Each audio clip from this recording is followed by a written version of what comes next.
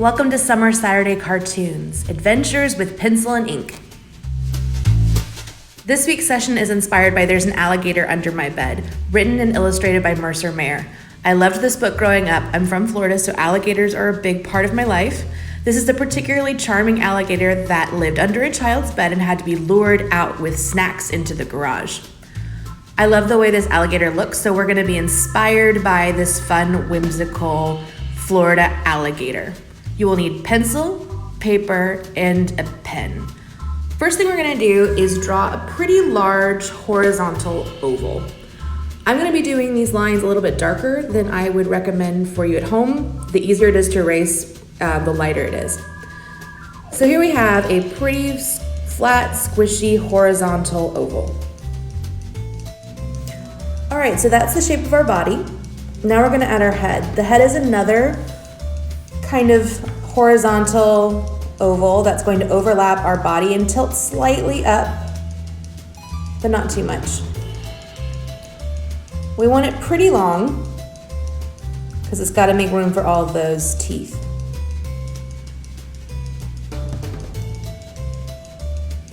And then of course we're going to our tail. Our tail is going to get bigger at the base, another oval, and smaller at the top. And it's going off at an angle as well, overlapping the body. And because our tail curves, we're going to add another section of tail with an even smaller oval, again, thicker at the base, that gets smaller towards the top. Bring that around. There, now we understand how the tail moves when we're drawing. All right, so this leg is actually behind the head. So pretty much where the first two ovals we drew meet, we're adding another really small leg oval, and this circular shape. And then we're gonna do kind of like an open-faced triangle just to mark where the toes are gonna go. Perfect.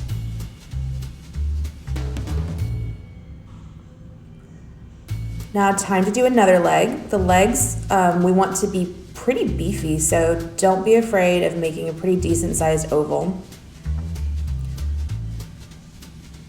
So this is where it meets from the torso down to the first joint.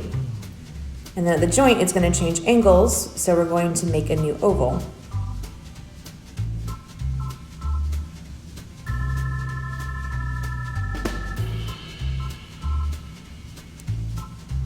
And then again, adding sort of a open fanned triangle to know where the feet or the toes are going to go.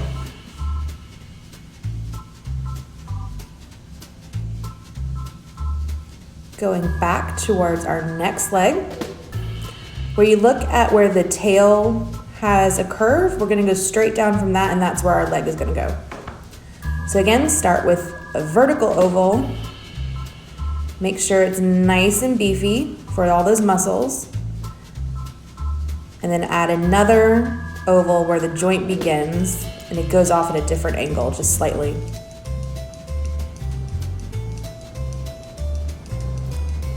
And then we're gonna add our triangle for our toes.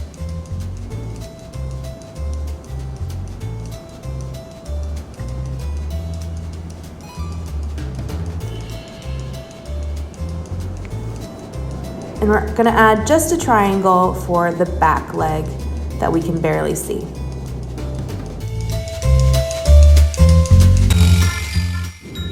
All right, now time to add some detail to this oval and make it a head. So right at the about halfway point of the oval, you don't have to draw that little line, I'm going to make a backwards C shape. And this is rounding out that alligator's snout. So it goes into the oval, curves around. So kind of a lopsided backwards C. And from that backward C, we're gonna extend a line back at a slight angle, curving to right before our body oval. And this is gonna be its jaw going back. So these lines that we're drawing now, we can darken up. You want these to be darker than our body shape ovals. And then I'm going to take a line and extend it below and back to the end of our oval. So this is the top of the bottom jaw. Curving out just a little bit and then shading in the rest of the bottom jaw.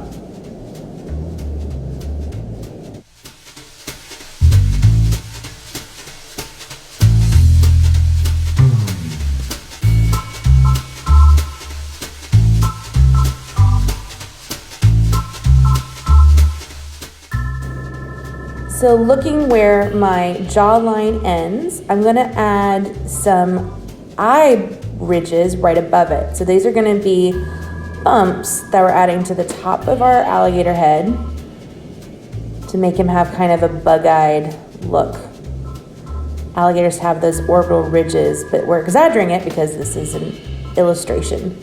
And of course it needs two. So this one is our back one that touches our last one and then connects back down to our head oval shape. Nice. All right, so we're gonna go back to the snout of our alligator and we're gonna give it a nice little bump too, so that it could breathe if this alligator went back underwater. So that's our back ridge, and we're gonna add a small curved ridge that would be more towards the viewer. Gave this one a little bit of a point. Now I want to take my pencil and connect the snout back towards the eyes. So just follow that line of our first head oval.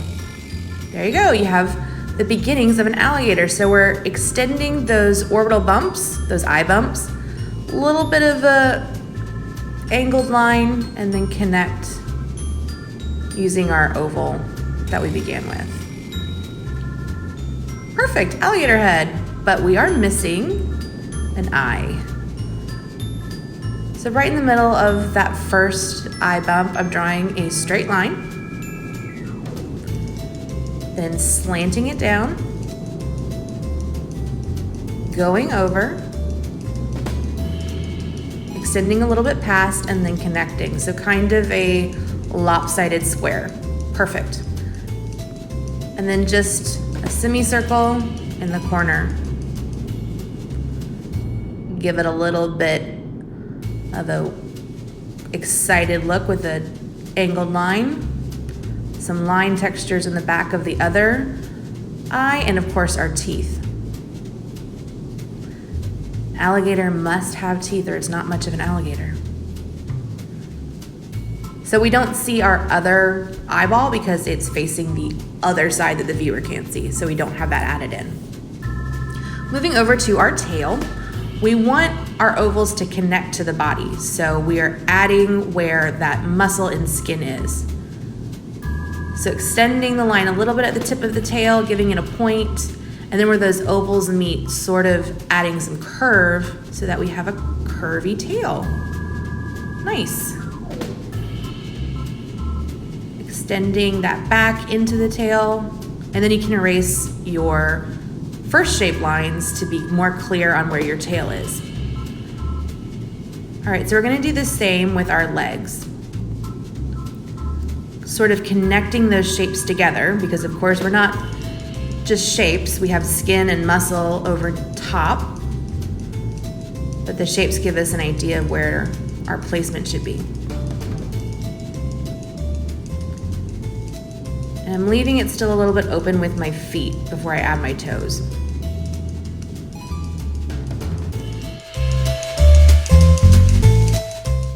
And remember, if any part of this goes too fast, you can always stop and start when you're caught back up. So again, connecting that lower part of the leg to the foot, bringing my lines in a little bit for some dimension, fanning out my foot.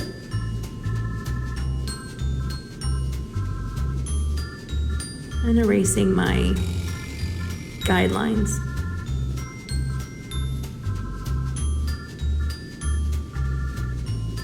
Making sure that I don't forget my back foot, which is just gonna be the foot and not the leg that I see. Connecting the belly from my legs.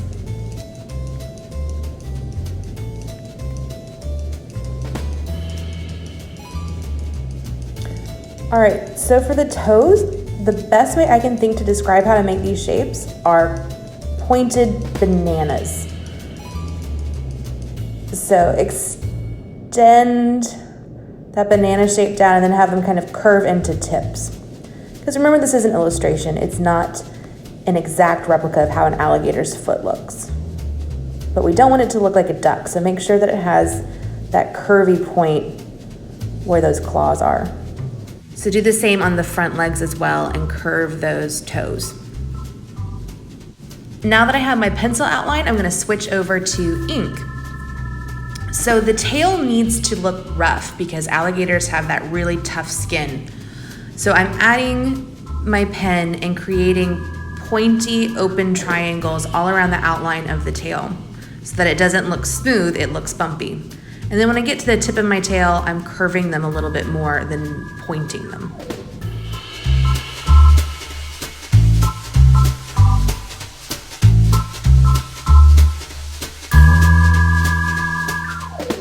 And when I get to the tip of the tail, I want to make sure to extend into a nice point.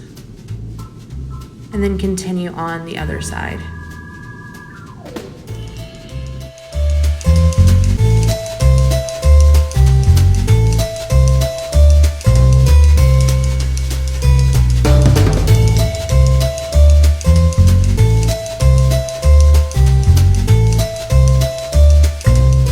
Where it curves, I'm going to start those points back again, switching from curves to points and extending down the remainder of my tail.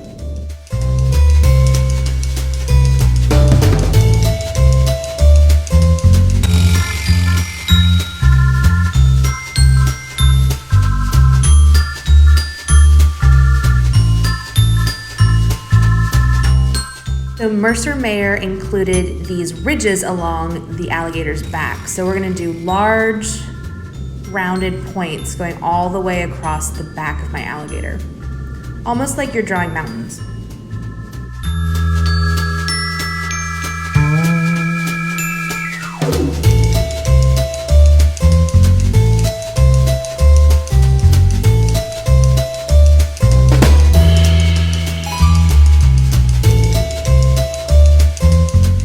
When I've gotten about 3/4 of the way down the back, I'm going to add a curved line to finish it off. After I've done that, I'm going back to the start by the head and adding the back row of ridges. So in between each hill that I made, I'm adding another one, and that's what you would see on the back side of the alligator.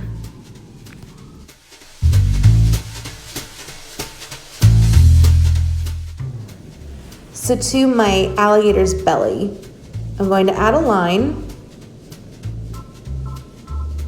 starting from the back leg and going to the front leg. I also need to make sure that I connect the belly underneath.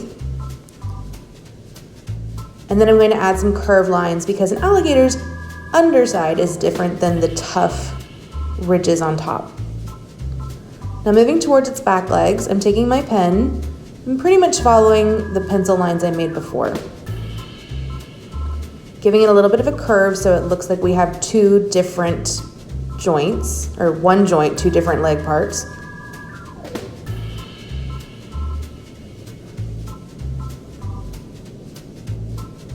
And then extending that foot and giving it a little bit of a point where its ankle would be.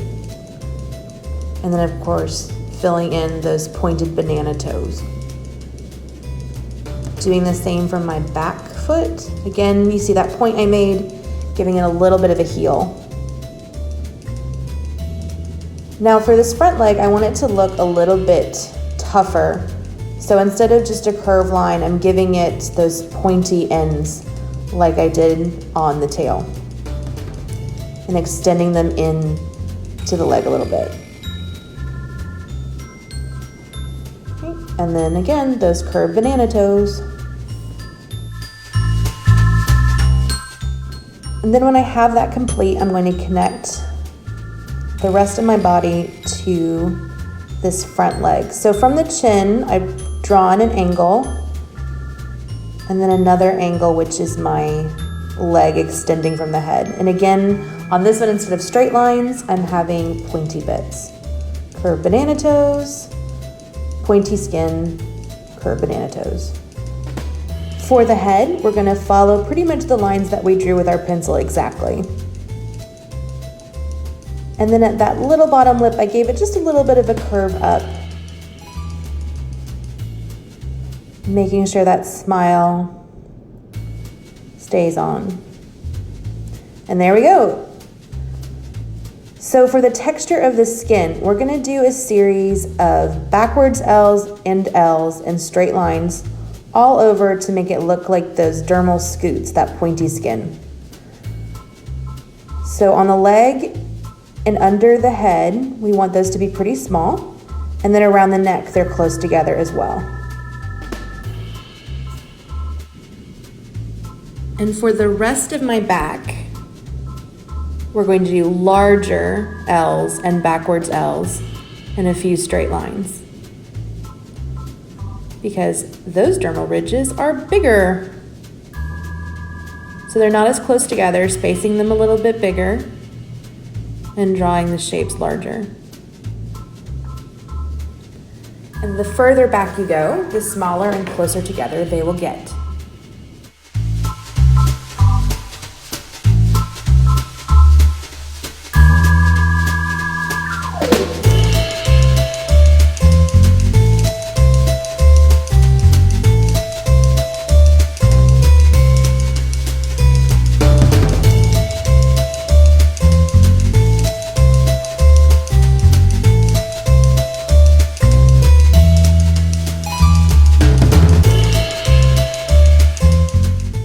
So starting at the top nearly of my tail, I'm drawing curved lines following the shape of the tail that get bigger as they get towards the base. They don't extend all the way to the end of the tail, about 3/4 of the way.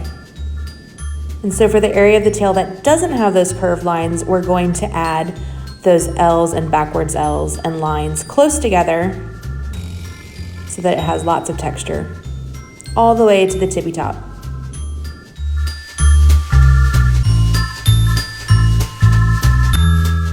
And we're gonna give our legs the same texture all the way down until about where the toes begin.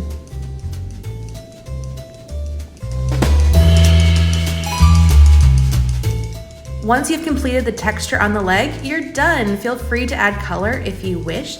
Thank you for joining us on this summer Saturday cartoon. I'm Chelsea Young with the Mulberry Cultural Center. See you next time.